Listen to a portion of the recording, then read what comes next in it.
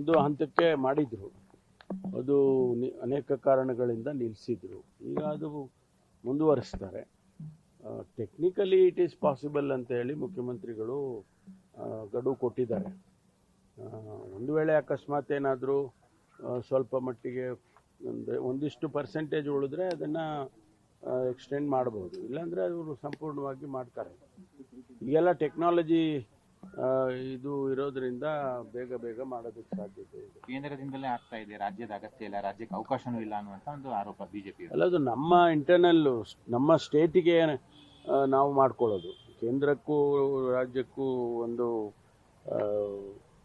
ಸಂಘರ್ಷ ಏನಿಲ್ಲ.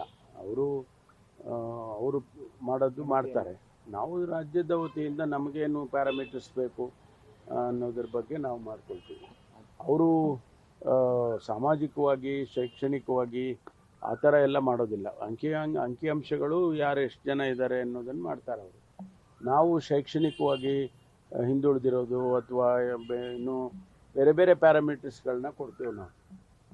ಮೀಸಲಾತಿ ಮಾದರಿಯಲ್ಲಿ ಇದು ಕೂಡ ಆಗುತ್ತೆ ಸರ್, ಅಂದರೆ ಟೆಕ್ನಾಲಜಿ ಆ್ಯಪ್ಗಳನ್ನು ಬಳಸ್ಕೊಂಡು ಅದೆಲ್ಲ ಮಾಡ್ತಾರೆ.